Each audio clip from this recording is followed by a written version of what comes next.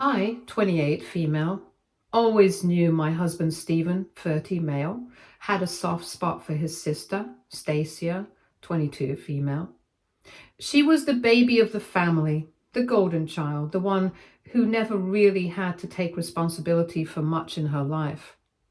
It wasn't entirely her fault. His parents coddled her, and as a result, she grew up with this deep-rooted belief that the world would always rearrange itself to suit her needs. I tolerated it, mostly because it didn't directly affect us. But that changed when our baby was born.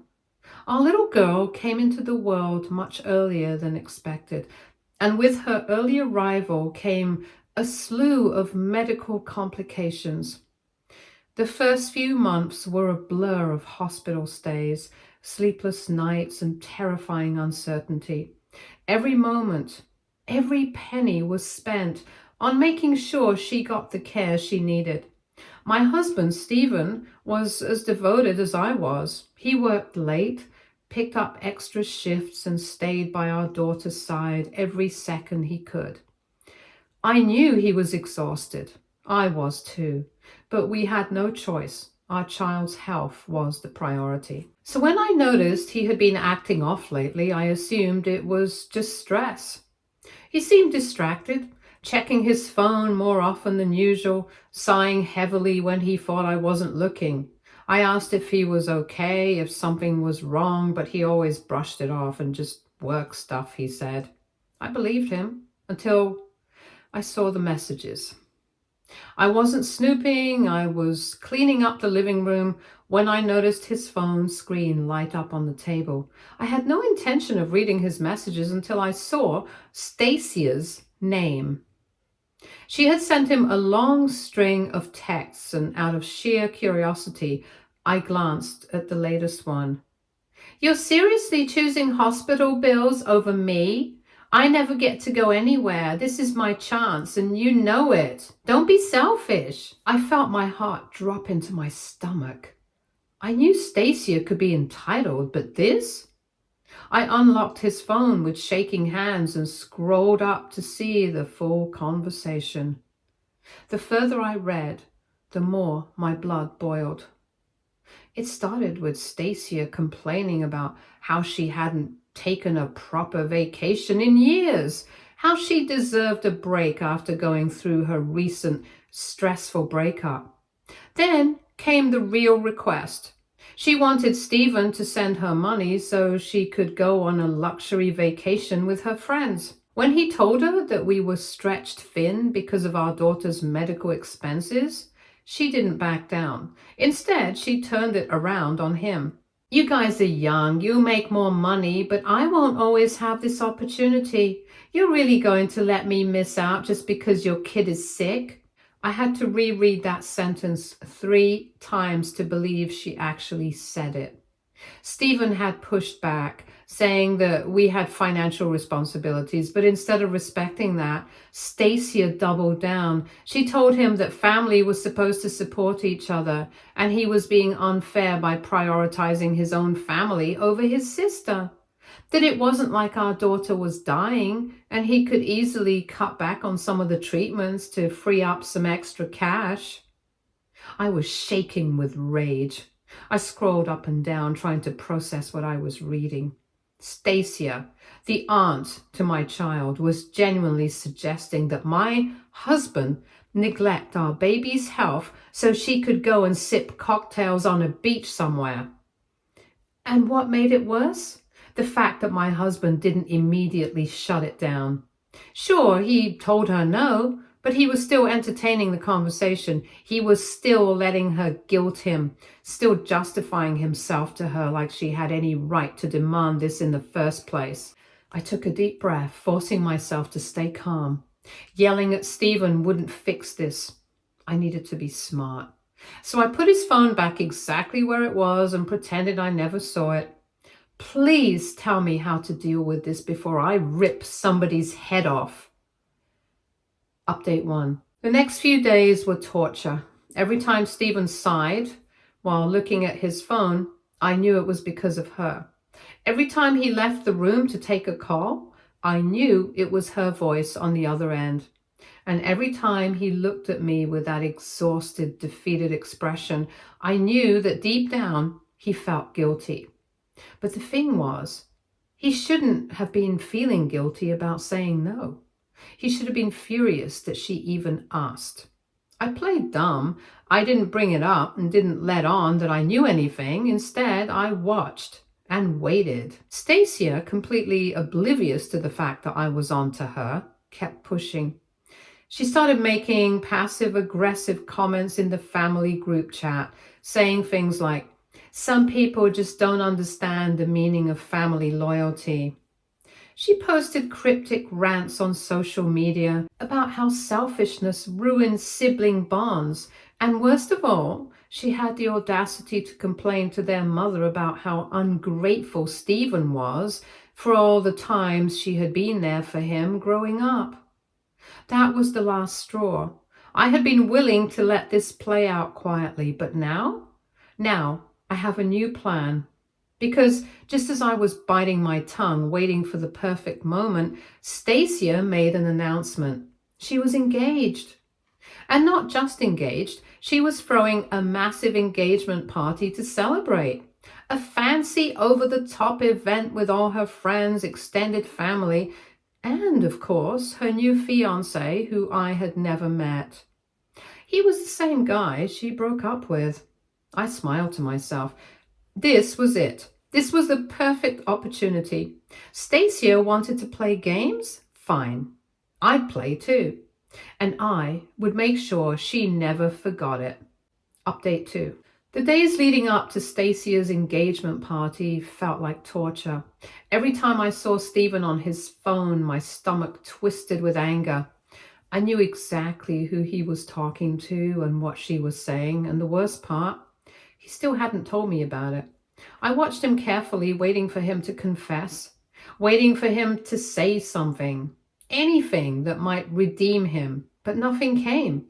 Every night, he climbed into bed beside me, acting as if nothing was wrong, as if his sister hadn't spent the last few weeks trying to convince him to abandon our baby's medical bills in favor of funding her vacation.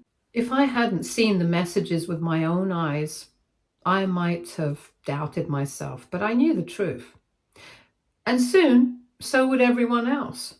The morning of the engagement party, Stephen asked me if I was sure I wanted to go. I had to bite back my laughter. Of course I wanted to go. There was no way I was missing this. I put on my best dress and did my hair and even made sure to match my jewelry to my outfit. I looked good. And more importantly, I looked calm, because that was the key to everything. I needed to stay calm. I had already printed out the messages. I had taken screenshots of the entire conversation and neatly tucked them into an elegant card. On the front, in gold calligraphy, were the words, "Wishing you a lifetime of happiness." Inside, I had printed out every single one of Stacia's vile messages, the ones where she told my husband to prioritize her vacation over our daughter's health.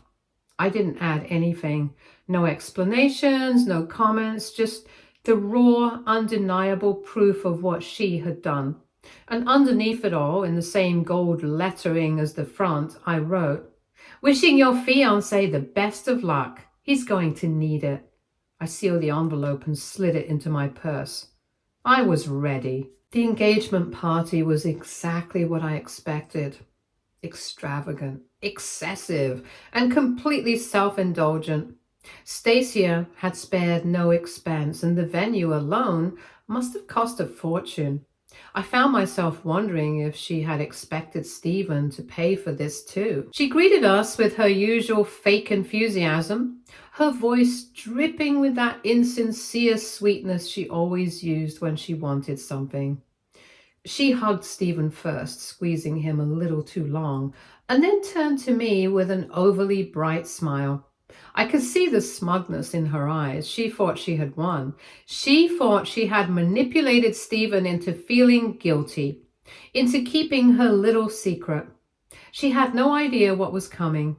We mingled, made small talk, and endured endless conversations about how happy and blessed Stacia was. I watched as she clung to her fiance, a man who, up until now, had no idea what kind of person he was about to marry. He almost dodged a bullet when they broke up, but looks like I'll have to nip him to bring back his awareness.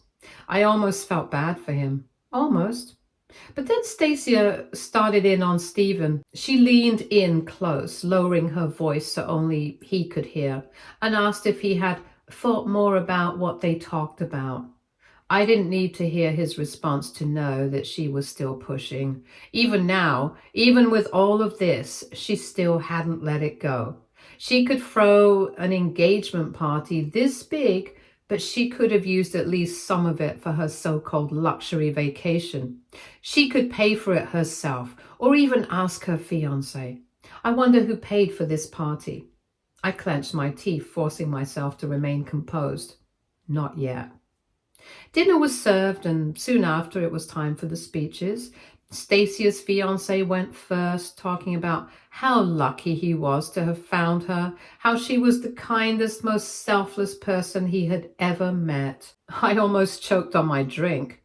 Then Stacia's mother stood up and talking about how Stacia had always put family first and how she had such a giving heart. I could barely contain my laughter. And finally, Stacia herself stood up. She beamed at the room, thanked everyone for coming, and then, just as I knew she would, she started talking about what family truly means. Family is about supporting each other no matter what, she said, her voice full of artificial sincerity.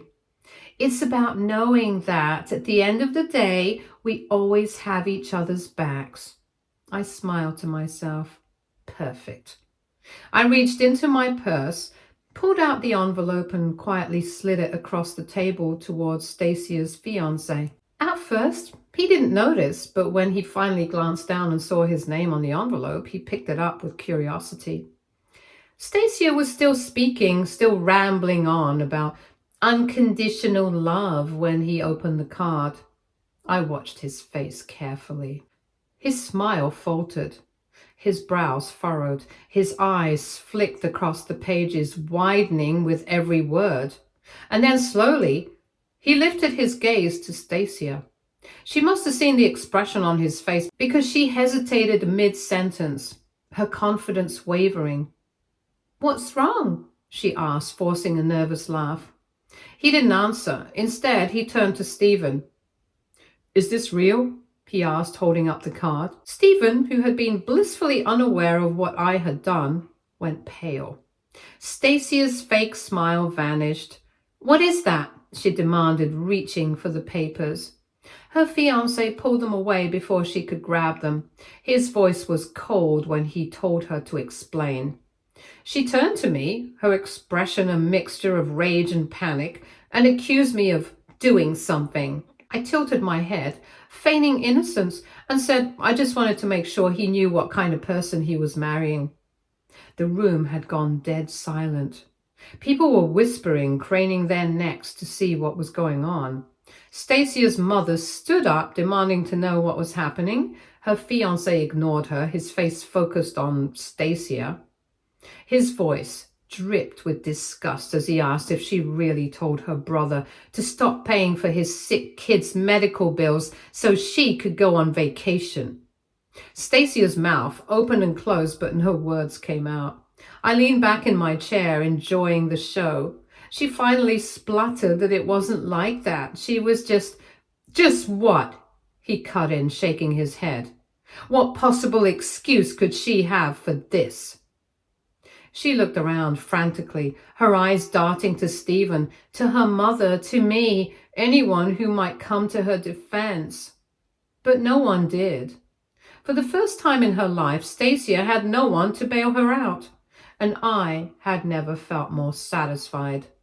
Stacia's face had gone red, not with embarrassment, but with pure rage. She finally found her voice and snapped that I was making her look bad on purpose, that I had taken things out of context, that I was twisting everything to humiliate her. Her fiance wasn't buying it. He wasn't looking at me or Stephen. His entire focus was on her, his face dark with disbelief. He shook his head, holding up the messages, asking if she actually expected him to ignore what was right in front of him. Stacia stammered, claiming it was just a joke, something she had said in the moment that I had blown way out of proportion. A joke, her fiancé repeated, his tone dripping with sarcasm. He read one of her own messages aloud, the one where she had called our daughter's medical bills a waste of money and told Stephen to be smart and invest in something that actually mattered, like her dream vacation. I didn't say a word. I didn't need to. Stacia turned to Stephen next, desperate, demanding that he say something in her defense. Stephen, who had remained silent up until now, finally spoke. He looked at Stacia, looking just as stunned as the rest of the room. He admitted that he had been trying to ignore what she had said, that he had given her the benefit of the doubt. But hearing it read aloud like this and seeing the look on her fiancé's face made him realize just how wrong it all was. Stacia's eyes widened. She wasn't expecting that. She turned to her mother next, looking for backup, but even her mother looked hesitant. It was clear she wanted to defend Stacia, but how could she? The evidence was right there. The whispers around the room were growing louder, and guests were leaning in, murmuring amongst themselves, some shaking their heads in disgust and others looking downright horrified. Stacia's fiancé looked at her with complete and utter disappointment.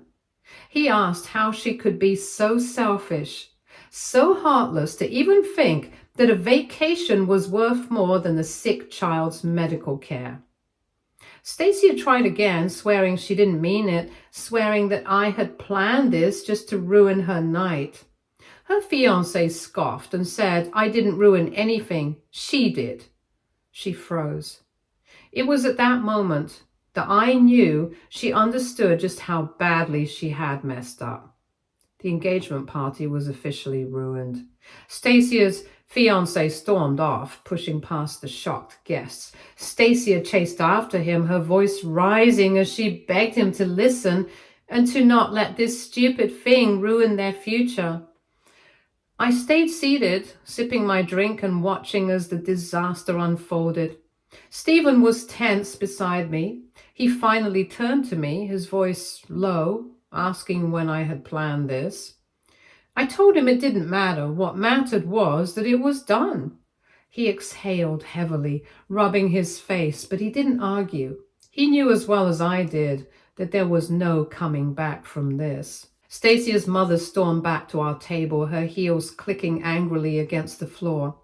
She hissed that I had gone too far, that this was a private matter between siblings, that I should have let them sort it out on their own. I reminded her that Stacia had made it a public issue the second she decided my child's well-being was less important than a luxury trip. She seethed, accusing me of trying to destroy her daughter's happiness. I pointed out that Stacia had done that all on her own. Before she could argue further, Stephen cut in. His voice was firm, final. He told his mother to stop. He told her that Stacia had no right to do what she did, and instead of blaming me, they should be asking themselves why Stacia felt so entitled to other people's money. That shut her up real quick. I saw something shift in Stephen. It's like a switch flicked when the messages were read out loud. He was done making excuses for them. Stacia's mother turned on her heel and marched towards the exit, no doubt to deal with the screaming match happening outside. The guests were still whispering, the atmosphere thick with tension. Some people started making excuses to leave, no longer interested in celebrating. Stephen and I sat there for a moment, taking it all in. I asked him if he was okay. He sighed, shaking his head, saying he didn't know. But he did know one thing, and this was it. This was the moment when he finally saw Stacia for who she really was. And he didn't like what he saw. As we made our way towards the exit, I caught sight of Stacia and her fiancé arguing outside. He was furious, his voice shaking as he told her he didn't recognize the woman he had just read about in those messages. Stacia was crying, clutching his arm, swearing that she could explain. I didn't stick around to hear the rest. I had done what I came here to do. And that night, Stephen and I sat in silence for a while. He finally broke in, saying he couldn't believe his sister would do something like this, and he had let her. I told him he had been blind to it for a long time. She had always been like this, selfish, entitled, cruel. This was just the first time. He couldn't ignore it. He nodded, exhaling deeply. He admitted that he felt guilty for not shutting her down sooner, guilty for even entertaining her. I told him it wasn't about guilt, it was about what he did next, because Stacia wasn't done. She would try to spin this and try to rewrite the story, try to turn it all back on us. And when she did, we had to be ready. Stephen looked at me, his expression serious, and asked if I regretted what I did. And I told him no, not for a second. Because when it came to our child, there was no room for mercy. Update 3. The morning after the engagement party disaster, I woke up to a flood of messages on my phone. Some were from family members who had never bothered to check in before, suddenly interested in hearing my side of the story. Others were from mutual acquaintances, sending screenshots of Stacia's latest social media meltdown. I wasn't surprised. Stacia had gone into full damage control mode. She had posted a long-winded rant about how some people, clearly referring to me, couldn't stand to see others happy and had to ruin special moments out of jealousy and spite.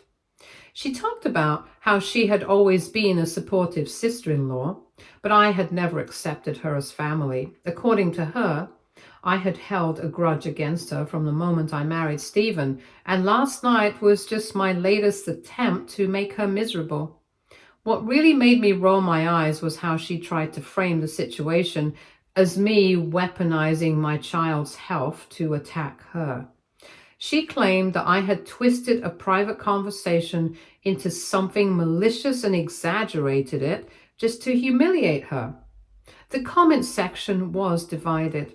Some people clearly saw through her nonsense, calling her out for trying to justify what she had said. Others, mostly her friends and the family members who had always enabled her, rushed to her defense, saying that she had made a mistake, but that I had taken it too far. I scrolled for a minute and then locked my phone and set it aside. It didn't matter. Stacia could spin whatever narrative she wanted, but the truth had already come out. And more importantly, the only opinion that really mattered, her fiance's, was set in stone. Stephen came into the kitchen a little later, rubbing his temples. He had seen the posts too. He muttered that he didn't even recognize his sister anymore. I reminded him that this had always been her. She just didn't have anywhere to hide this time. He sighed, admitting that I was right. But what really shocked him was how their mother had jumped in to defend Stacia online. She had commented under Stacia's post, saying that some people just don't know how to let things go and that family should always come first no matter what. I laughed at that one. Family should always come first? Except when it came to my baby's medical needs, apparently. Stephen looked exhausted. He ran a hand over his face, saying he didn't know how to move forward from this. I told him that was up to him, but I had already made my decision. Stacia and her mother were out of my life. I didn't care how they tried to twist things. I didn't care what they told people. I wasn't engaging. This wasn't some back and forth fight to me. This was just the natural consequence of their own actions. Stephen sat down and was quiet for a long time, and then he nodded and said he would follow my lead on this. I squeezed his hand. It wasn't an easy thing to let go of family, but sometimes it was necessary. Later that afternoon, we got a call from Stephen's cousin. Apparently, Stacia's fiance had officially called off the engagement. He had spent the night thinking about everything, and in the morning he had confronted her again. Stacia had tried every excuse possible, saying she had been stressed, saying it was just a slip-up, even crying and saying she didn't mean it. But her fiancé wasn't stupid. He saw the way she reacted last night, how she had been more concerned about how she looked rather than what she had done. He told her he didn't want to be with someone who could think like that and let alone say those things so casually. So the wedding was off. Stephen let out a long breath when he heard the news. He said he felt sorry for her fiancé. I said I didn't. Better he found out now than later. Stacia, of course, was furious. Within hours, she was calling and texting Stephen non-stop, demanding that he fix this. She was convinced that he could smooth things over with her ex-fiancé and that he could somehow explain everything away. Stephen refused to respond. Then she turned to our in-laws, wailing about how I had set her up and how her own brother was betraying her by not defending her. Their mother, of course, was on her side, calling Stephen over and over, leaving long, angry voicemails about how could he do this to his own sister and how dare he choose me over family. I am his family. We have a child together, for God's sake. Stephen ignored the messages without listening to the rest of them. Update 4. Over the next few days, Stacia's posts became more and more desperate. She tried playing the victim, talking about how devastated she was and how unfair it was that one misunderstanding had cost her everything. When that didn't get the reaction she wanted, she switched tactics and went after me again. She said that if I had an issue with what she said, I should have confronted her privately instead of ambushing her at her own engagement party. She said I had planned it out and waited for the perfect moment to ruin her life. Yes, I did. The thing was, no one was buying it. Most of her friends weren't engaging anymore. A few relatives subtly liked her posts, but no one really came to her defense. She was losing, and she knew it. Last time she tried to reach out, it was through a long, rambling message to Stephen saying that he was her big brother and he was supposed to have her back no matter what. Stephen didn't respond. Instead, he finally blocked her. He turned to me afterwards, saying that he never thought he'd do something like that to his own sister. I told him that sometimes people make selfish choices and Stacia had made hers. This wasn't about family loyalty. This was about basic decency. And Stacia had proven time and time again that she didn't have it. Update 5. A few weeks passed and life finally settled into a somewhat normal routine again. No more sudden phone calls from Stephen's family, no more guilt-tripping messages, no more desperate attempts from Stacia to spin the story in her favor. She had finally given up. Stephen and I didn't bother checking in on her or seeing what she was up to. We had no interest in reopening that door. She had made it clear what kind of person she was, and we had made it clear that we wanted nothing to do with it. Our focus was exactly where it needed to be, on our little family. And the best part of it all, our baby was doing so well. At our last checkup, the doctor smiled and told us exactly what we had been hoping to hear. Our little one was completely healthy now, strong, thriving, everything we had fought for. Every late night at the hospital and every tear, every sacrifice had been worth it. I couldn't even describe the relief that flooded through me at that moment. Stephen squeezed my hand as we sat in the doctor's office, his eyes shining with emotion. I could see how much he had carried the weight of our baby's health on his shoulders, just like I had. But now, that weight was gone.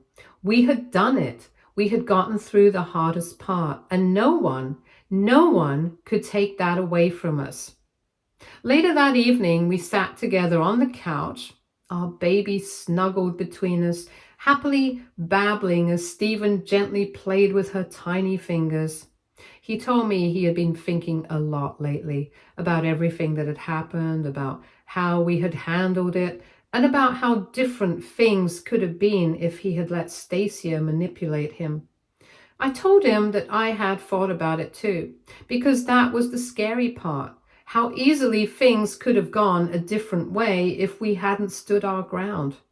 If Stephen had given in to guilt, if I had stayed quiet, if we had let Stacia and his mother make us doubt ourselves, then where would we be right now? Probably in the middle of even more drama. Probably still letting toxic people into our lives. And most terrifying of all, probably without the security of knowing that our baby had gotten the care they needed. Stephen shook his head and said he didn't even want to think about that possibility. What mattered now was that we had done the right thing. We had fought for our child. And we won. I didn't know what Stacia was doing now, and honestly, I didn't care. Maybe she was still sulking over her broken engagement. Maybe she had already found some other way to manipulate people into giving her what she wanted. Or maybe, just maybe, she had learned something from all of this. But I doubted it. Some people just never changed. A few days later, Stephen got a message from his cousin.